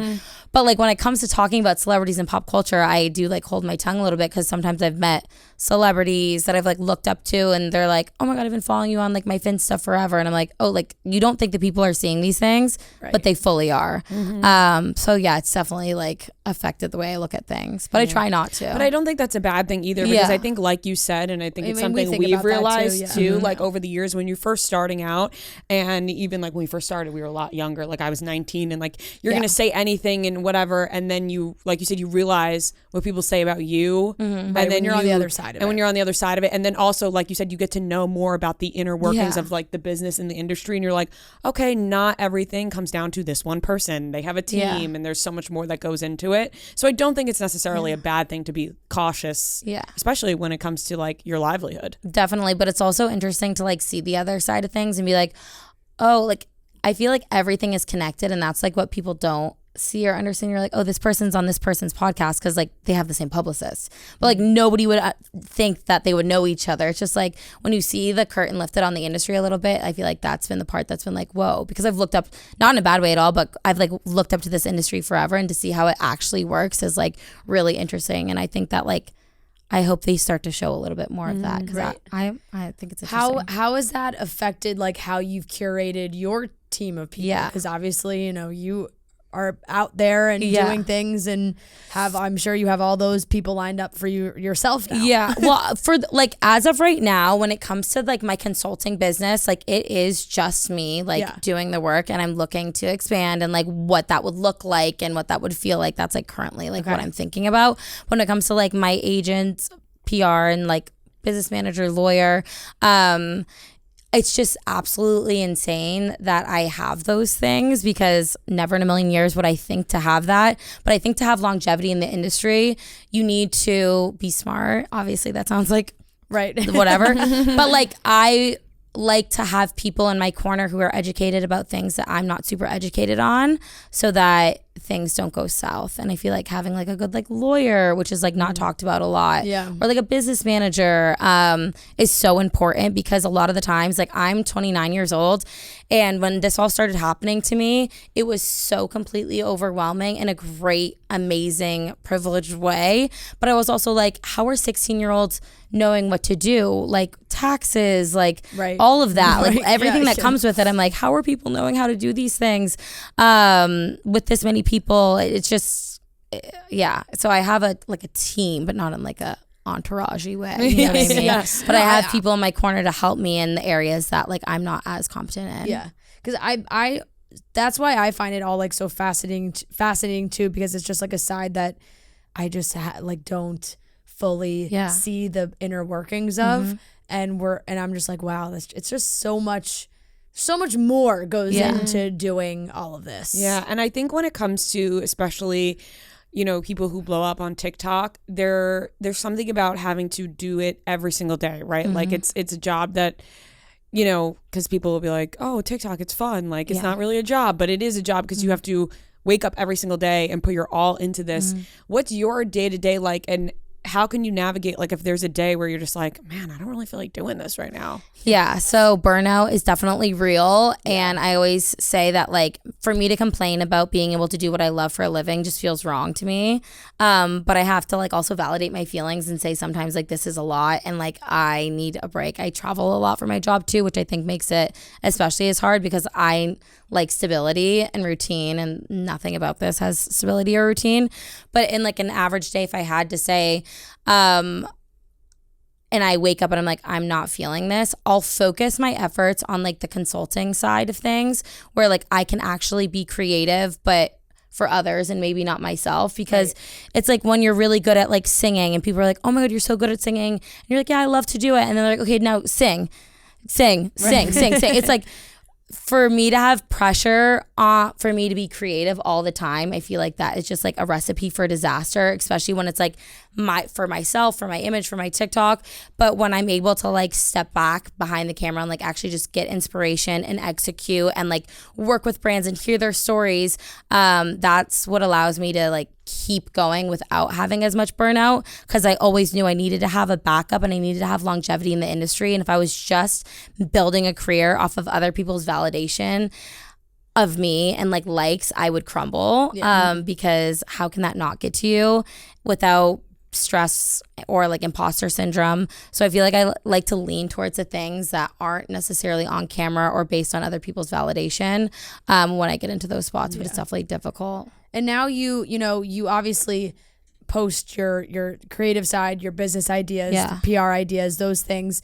But you also, how do you balance sharing more of like the private stuff? Because that can be hard too. Like it's all fun and games when you're like not talking about yourself. And then when you start talking about yourself, you're like, wait, why am I doing this? Which people always end up interested in no matter what you're talking about, right? Like, because we cover pop culture, celebrity, news. And then, but when whoever they're watching, they want to know more. Even I think when we grew up and watched the E-News hosts, we're like, what's going on with their relationships? Like you just become interested in the people that you watch. Yeah, and it's a lot of it's because like I feel like a lot of the time kids or teens or people are spending more time with people like online, like watching you guys or being on TikTok than they do with their friends in real life. And like that builds such trust and community. So how can you not want to like know what's going on in their life? My like childhood and upbringing and some of the things that I've gone through are like super obviously personal to me, and when I find the right outlet to share, I like to do so. But for the most part, I feel like I keep a lot of that private just because of a lot of my story has other people involved, and it's like not my story to tell for those people. So when it comes to those types of things that are super private, which is obviously all people want to know, like people are always asking me about like my family and my personal life, when I've like I like don't bring it up like that, because the one thing you're not talking about, people are like, okay, this must be juicy. But for example, for things like I talk about how I lost my mom when I was 20 and the grief camp that I volunteer at, that's super personal, but I also have such pride in sharing those things because like I know those are the types of things that I needed to hear. So I feel like when it comes to sharing my personal life, I like to share the things that I feel like I needed to hear or do need to hear. And some things I think will just stay private. And I'm not dating or seeing anybody, but I'll cross that path when I get there, if I ever get there. But, do you have to like, are there days when you're like, I just cannot open this app? Yes. Like I just. Yeah, I feel like, but that's in my own head too. Yeah. Like I feel like I'll see one negative comment. Like I get a lot of comments about like my weight, and I'm literally talking about marketing. Right. So it's like, where's the disconnect? So when even if it's a couple comments, like I will hyper focus on that, and I'll get in my own way, even though it's by like sometimes the actions of others. So when that happens, I'm like, I just can't do this. Or sometimes I'll be like, I just can't be creative today. Like I want to like lay in bed and watch like old seasons of Southern Charm and like sit with my dog. But I feel like that's what makes you creative in the end, is like you have to like take breaks from it too. And sometimes like when you're going through something and you realize like, I put so much time and effort into my career on social media, and like I'm putting my whole self out there, but there's also so many other things in the world that like have value and matter and make me happy, that like I need to prioritize doing those things as well, not just like social media. Yeah. No, it's hard. It's it's a delicate balance. I saw something that like helped me a little bit, where it was like, I'm not saying it's two different lives because your life is combined into one, but it's kind of like, you have to think of like your brain and then like the anxiety and everything that like all of that can cause. You have to look at it, like picture your brain and then picture that on the outside of it. Yes. That like I saw that and it really helped me, because now if I do get like that, I'm like, oh, this isn't me. Like it's not taking up all of me. It's just something on the outside. And like if you actually, I don't know if that's making sense, but if you like actually visualize it outside, separate from your brain, then you could see it as a much smaller thing than like something that completely takes over you. Yeah, I've seen things similar. Like therapists have said, like actually like pull the negative thoughts. Yeah, like makes see it like, over there. But it's also, I feel like it's difficult because sometimes the things that you don't want to see on the internet are how you negatively feel about yourself.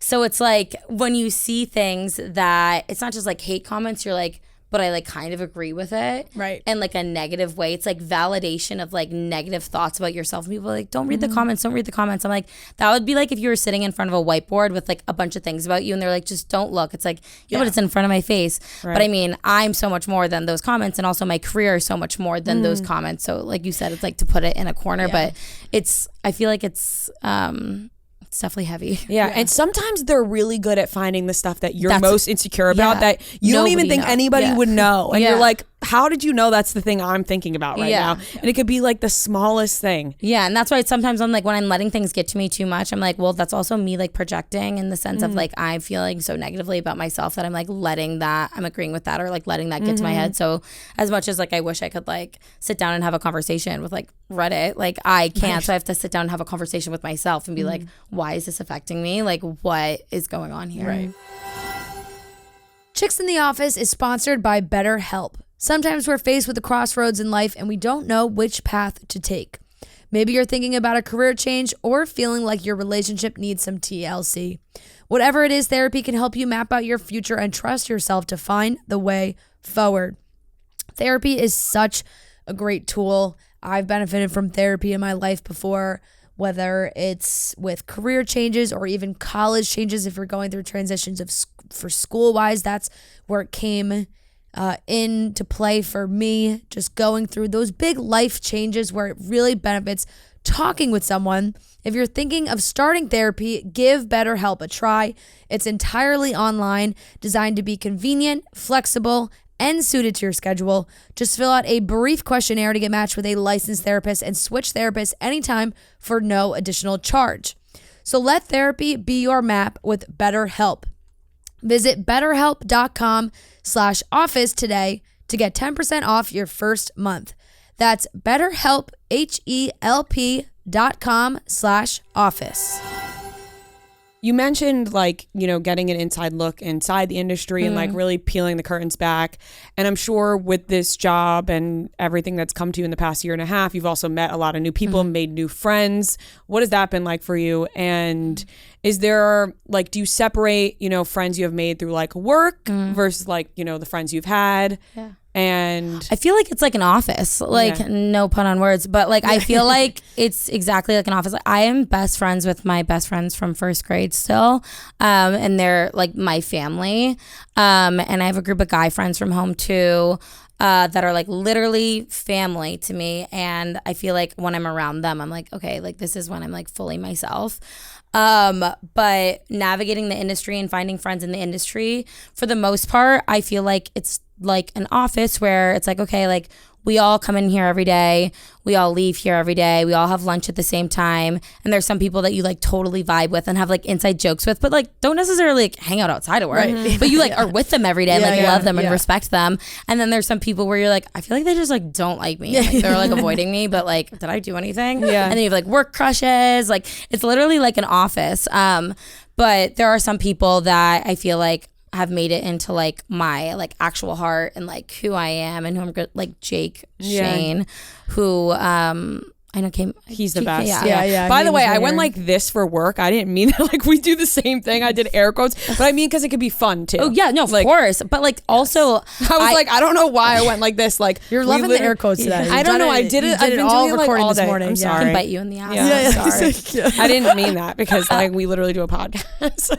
Yes. I mean, I say that all the time. I'm like, my job. And then that could go in so many different ways. Right. But yeah, like there are some people going back that I like love and trust, and like he is the best. Yeah. Like he came in the office I guess that was like a couple months ago now. Yeah. But we were like, you're just the and I like found him like before he had followers randomly. And then this whole thing unfolded and we went to Cannes for like this business opportunity. And like, you know, when you like travel abroad with somebody and like you get to know them like so well and like funny shit happens. It's just like bonds you for life. And I love him. But also like I feel like in college, in high school, I was super outgoing and like love to party and stuff like that. But then when I find myself on influencer trips, I find myself getting like so closed off and like to myself and like not as outgoing as I feel like people might think. But then you put pressure on yourself and I'm like, wait, why am I the weird one in the fucking corner? Like I like should go talk to people. But then it's like it's just awkward because everybody's in their own world. But then if you like take all of that aside and take your insecurities out of the picture, like you end up having a blast and like the people are great. I've never been on like a bad experience at all. You just did the Fiji Love Island one. That looked awesome. Yes. Oh my God. That was literally insane. And with like, you know, like obviously with Brianna Chicken Fry and Zach, like he was holding the Fiji bag. Yeah. And that's how like people like found out. I like had that, I had that bag and I was like, oh my God, like I have the green Fiji bag. Like we were like I know where that's from. I know that green Fiji bag. But it was incredible. And I never even went on vacations growing up. Like this is the first time I've left the country this year.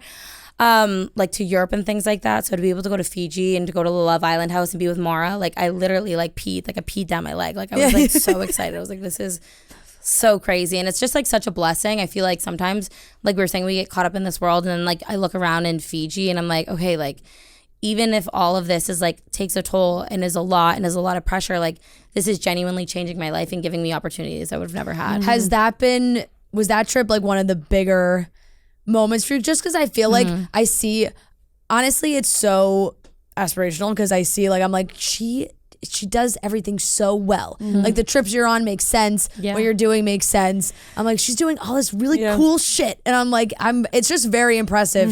So like, is that what have been like the biggest things that you felt like you've manifested through your account? Yeah, I think like I said, like I told my high school guidance counselor I wanted to do e-news, and she was like, you should check out these community colleges, which is great. And I probably should have, because like I don't know if I was actually ready for a university. And I think community college is like such a great option. Yeah. But I was like, yeah, but like I want to be in LA and like do e-news.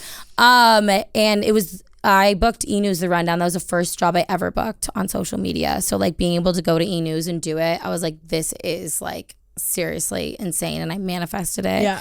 And Fiji Love Island, I started Love Island the first day of COVID, and I had like just lost my job, and I didn't know where the world was going. It was just like the craziest situation as we all went through, and like Love Island was like literally what just like I had to watch every night. So to go from that, not having a job, like not knowing what's next in my life, to like being at the house like with my favorite character, like in a location where I never even thought I would be able to like fully leave the country to ever go, was like massive for me, for sure. It's the coolest thing. I mean, so cool. It is. Did you finish this season of Love Island UK? Yes. What did you think? Well, here's the thing, like because now I think Hulu's done, right? Like is Hulu like the finale's aired on Hulu? I watched the VPN, so do I. Yeah, so do I. I don't know if any of you Hulu users are watching. No, literally, so do I. So like I was getting people DMing me being like, talk about it on this like on the episode. I was like, guys, I literally can't because I get yelled at by the people who watch it on Hulu. I spoil it, but now I think everybody's seen the end, so now you've. And I know what happened, even though I didn't finish. I was going to say, Rhea didn't finish the season, but she knows what happens, which means she won't finish. I'm not going to finish it because I know what happened. Well, I always think the last week of Love Island, like after the parents, is like kind of boring. Yeah, totally. Like I like it, like I like pre-Casa, like a week post up until like episode 40. But when they stop bringing people in, I'm like, okay, like what's gonna happen? Like, and they just lay around and they're waiting for the end. And they didn't even do the babies. But like they didn't. I honestly, hand up, I was happy they didn't do the babies. I hate that episode. Yeah. Really? I always because of the crying. I always skip that episode. Yeah, I don't know why they didn't do it. But Jess and Sammy, it's like so fucked up because like I like him. Like I like, you know what I mean? Yeah. I mean, clearly a lot of people felt that way. I know, but I'm like, no, like this is like not good. But only from what I've seen of him, I didn't like him, but I also didn't finish the season, I'm so I don't know. I'm just so stuck on the initial comments of him saying he wasn't attracted to her. I know. Like that to me, I don't see, this is me projecting my insecurities. No, I'm I think that's why I'm right. I'm just like, I don't know how in my brain I could convince myself that this guy liked me if I knew he was telling other people he wasn't attracted cute to me. music, and I'm like, no. Towards the end, I was like, I believe just trying he to really. win. I know. I was like, I believe he really has never feelings, but in the moment, would you go on a dating show? No. Because I can't date without cameras, so like I just don't think that would be good, especially for like my self-esteem. Yeah. Were you rooting for somebody else to win, or were you? No, this season was the first season because honestly, like I did not like Zach and Molly. I did not like Zach and Molly. I think they should have brought Molly back in the girls' casa house, so Zach could have misbehaved. All the boys could have misbehaved because they knew that Molly was in there and going to go back and say everything. It was just like, and I talked to the showrunners in Fiji, and I told them this. I was like, I have a bone to pick with you guys. I got some ideas for you guys. Yeah, I was like, hello. But Leah DMs me. Oh, really? You know, like Leah. Yeah. She's been like DMing me, and I'm like, oh my god, so cool. But it's like it's always the most normal people who do. Like she got that. Everyone said she was so boring, and I feel like it's just because she was probably just normal. But also, like, I feel like this season was really, really good. But like, it's not season 5 or season 3 because like there weren't couples I was rooting for. I mean, like I liked Tyreek and Ella, but no one was really likable. Is the thing. Like it was good drama, and you were following along, but I didn't feel like any of them that I was like really rooting for. And that's what makes Love Island different from like The Bachelorette or like other shows, in my opinion, because I feel like even though there's so much drama and craziness, like real love like happens out of it, and I like don't necessarily think that about like The Bachelor, Bachelorette. Yeah. And that was like missing, so I was like, okay, like I'm not. And even when they did say it, I was like, I don't believe you. I also think like there's something about when you like become attached to these couples and you love them, but then they screw up, and then that's what makes it good. Like season 5, when you like became attached to these couples, and then you were like, oh, they're just gonna fuck each other over. Yeah. But then you're still watching it, and then season 5 is the best. So good. And then season 3 with Kem. I know. Yeah. I Chris liked and season 3. Chris and Kem. I liked season 3 a lot. What was I gonna say? And it's also always funny because I do love to, because I know you're also watching with the VPN. Like I'll go and read UK Twitter of like what everybody's saying, because it's like the funniest shit ever. These people, like the tweets are so funny. The memes are the best, half the part. Like they're so funny, and seeing everybody seeing Twitter after they won was so funny, because they were like, who were these people voting for him? And I was crying. They were like posting screenshots of Facebook groups of like, but think about clearly season older 5. women being like, we love them. Amber won season 5. With the Irishman who came in like a week and a half before. I know. Well, I mean, Katie has not shut up on podcasts for like the last 2 weeks. I know. Katie has not, like, she's been on 9 million podcasts. It's all over my TikTok. I just see all our interviews, and she was like, well, she was like, I think Whitney is gonna win, because it's like she compared it to Amber from season 5. She was like, well, just like rooting. It'll be whoever Whitney picks. Like Whitney will just win with whatever guy she's with. Yeah. And that still didn't happen, even though I feel like a lot of people were well, it's like the Chuck and Blair effect. Like I wrote like my senior thesis on like how, even though I love Gossip Girl so much and I love Chuck and Blair, but I was like, Chuck and Blair's relationship like romanticizes like toxicity to young teen girls. Right. And like it's setting up this next generation to like value things in a partner that like are the complete opposite, which was like I had to make this sound like all smart and like my senior thesis, you know what I mean? But I just wanted to watch Gossip Girl. But it's true. Like it is so you're true. rooting for Chuck and Blair, even though like they're horrible to each other. It's the same thing with Sex and the City. Yeah, with Carrie and Big. You're like, they're awful for each other. Yeah. Like rewatching it, I've been rewatching. I'm like, why were we ever rooting for these two to be together? They suck as a couple. Yeah. They are not meant to be together. I think it's like because people value like the journey rather than like the in the now. I know. It's funny too, especially with so many teen shows. You do find that when there are like teams of like people, that everyone always loves the one that's a little bit more like secretive and toxic. Which is why I think I'm single. I'm single, by the way, if anybody's watching this. Bad boys. And like I got back into reading because of like these like teen like smut it's my favorite books. Like, you know what I mean? Yeah. Like I'm reading right now Meet Me at the Lake, which was like I just read that one. Yes, and like Every Summer After. Yep. Every Summer After. I loved Every Summer After. That needs to be turned into Meet Me at the Lake I didn't like as much as Every Summer. I'm like Every Summer not After. as far in, but like that needs to be turned into something. I love they it. will. That's like I think all of Emily Henry's books are getting made into movies or TV shows or something. What's one book that like you would want to cast and see right now? I mean, we've been doing it with Seven Husbands, as everyone loves to do, right? Yes. And that's but I can't figure that's it the hottest one on TikTok too. I think. I know, I'm so lame. Like I like will read a book and then I'll look up like blah blah blah fan edit like casting I know. To like see like who people are I've casting. been Googling nonstop like who do people want as Evelyn Hugo, and I just can't pinpoint somebody who I think would be like perfect. I think that's why they kind of shot themselves in the foot too with It Ends With Us, because that movie was cast on TikTok for years and everybody like fell in love with the TikTok castings, and when they came out and said who the actual cast was, everyone was like boo, boo. If there was a TikTok casting of like your show, who would it be? Of celebrities? Our show? Oh, like celebrities to play you guys. Like if there was like a documentary. Yeah. I don't know. We actually joke about this because we think about if there was like a TV show that was made like Barstool, like who would play the Barstool people. And I don't know. It's hard to like say it for yourself. You know what I mean? I feel like I'm in a weird, like, I don't know what age group. I know sometimes I like say like am I like an older? Like am I young? Yeah, right. Like we're the same age, so I'm like, am I older to play younger? Not too old, but like around the same age. But am I like, I don't know. I don't know. Well, I go with like a Disney or like Nickelodeon star to bring them back as like, I'd pick like myself as like Victoria Justice or like Vanessa Hudgens. All right. That's somebody in that world. I feel like you would be, I'm trying to think. I feel like I can like definitely think of like for both of you guys. But sometimes like it's insulting like when somebody's like, oh my God, you know who you look like? And you're like, who? Oh, but if you have somebody she gets in your brain, everybody like, in the world though. Every so many different people. So many different people. All the time, like I couldn't even Dua Lipa, like I couldn't even Margot like Robbie. She gets like and a ton. It's like insane like, people. She gets the whole Barbie movie. Yes. Or like when I would get Kristen Stewart. Like it's like such a mixture of different people that don't even look alike. Yeah. So if you're listening to this, comment. Yeah, I would love. I would love to know too. That's actually a really good TikTok idea that Barstool should make of like going around the office and asking like Dave's done it a million times talking about himself. Well, because he's I'm saying like Bradley. Everybody. Yeah, he just has himself cast. Bradley Cooper plays Dave. Do you have somebody in your head that you'd want to play you?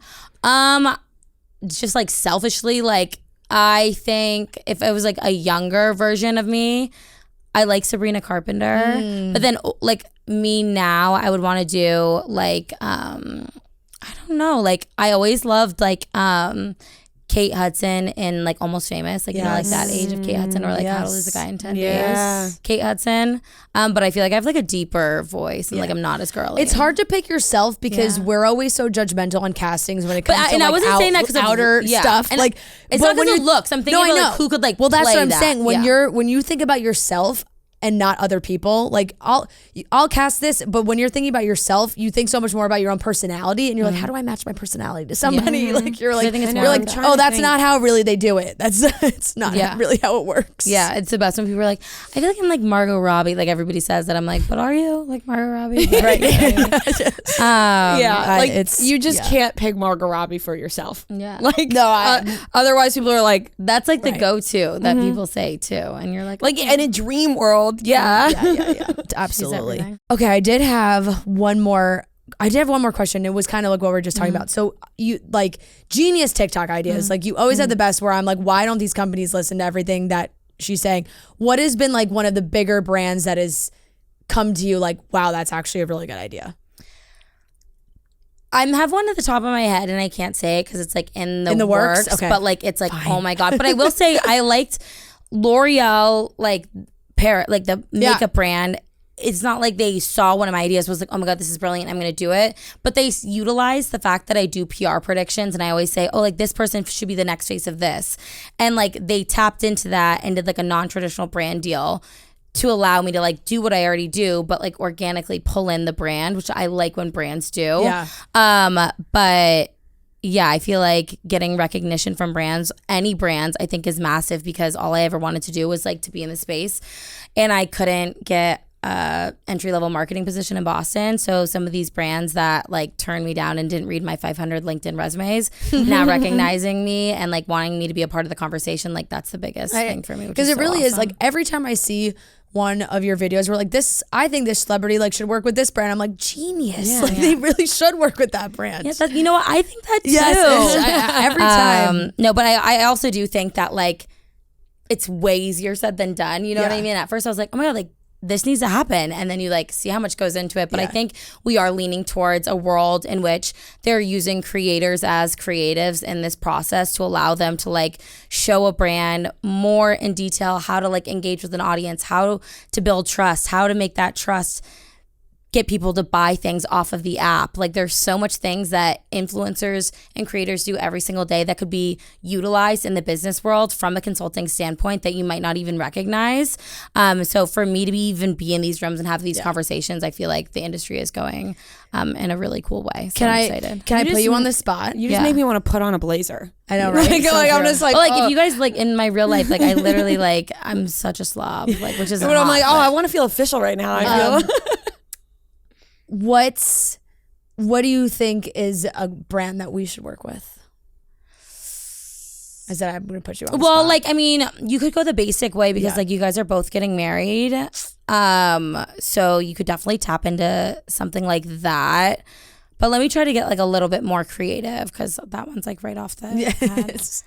I feel like also like this could be, I'm not sure like how you guys could do this, but like a CB2 or like a furniture company, I think is like such a great way to be advertised on a podcast because you guys have such a great setup. But you could like, they could bring in and out like the different furnitures and the different models and fully change what the things look like. And then you guys could be a part of the process. So like 1 week, you could be like, I'm going to design the set like how I would want my future living room to look. And you could be like, okay, this is like your vibes, and people could shop those different types of collections. That would be so fun. And then they could do it like, would be fun. like a college, like for college, like budget friendly, you know what I mean? Put us in bunk beds. Yeah, in this room. That would in be this so room. cute. Yeah, and bunk beds in this room. Yeah, obviously. that'd be fun. I would do a podcast. I would do a podcast with you from the top. You should go talk to the sales team upstairs. Yeah, but you know what I mean. Like, could use people watch so many clips. Like, if you think about how many views your guys' clips get on TikTok of like you sitting in these types of chairs, it's like that is the greatest advertisement of all time. And then also you could be like have one of your guys' fans help decorate it 1 week and like show that process and vlog it and have that be an ad campaign. That's a good idea. Yeah, great. You're just full of good ideas. Yes. I gotta re-download TikTok. Yeah. She's been on a TikTok mental break. Or like a month and a half. Yeah, but that's necessary. Oh yeah, I feel great. But if any of my followers are thinking about doing that, don't. No. Like keep the views going. I know. I gotta re-download it because like I'm just missing out on things now that like I'm now becoming the person that when somebody brings something up to me, I'm like, what? Meanwhile, I was the person who was always bringing up TikTok to people, which is why I had to delete it because I was spending too much time on it. Coming full circle. Yeah. Mm-hmm. Exactly. Just gotta manage. Come back. I need to come put back slowly. like a time limit on there. Yeah, like yeah, a child. A child lock. I do. But you need to do like a big hard launch of like your first one back. I know. Well, I don't even have the app. I'm saying like I gotta right. Yeah. It'll come. Well, you'll think about it. Yeah, it'll come. All right. It actually is going to be this clip. You've inspired me. I'm like, I want to throw on a blazer and get on TikTok. Yeah. Thank you so much. Yes, thank you so much. This is awesome. And you guys should give yourself more credit than air quotes because you guys have made a massive business yourself. Yeah. You know what I mean? Like, you don't have to wear a blazer to be powerful. But sometimes it feels good to put on that blazer. Where can everybody follow you, watch you, make sure they know everything you got coming up? Yep. So it's at Girlbosstown, GIRLBOSSTOWN. Where did the name come from? I always joke about this. So like I'm like the marketing and branding queen, and like nobody even gets the name. I like live in Boston, so it's like Girlbosstown. Gotcha. And like nobody knows that or understands that, so it's like a pun in itself that like I talk about like what brands you're doing and like people don't even know the name of the brand. But yeah, on Instagram and TikTok. Amazing. There you go. Thank you so much. Thank you so much. For having you were me. very awesome as well, and you should be very proud of yourself. We're proud. Yeah. We're proud. All right, that wraps up today's episode. Thank you to everybody who subscribed. We officially reached subscribing. We officially reached 150. We are going to bleach Noah's hair, but that doesn't mean the subscribing ends now. We need you to keep subscribing. We love you guys so much. We cannot wait to see Noah as a blonde, and we'll talk to you on Friday.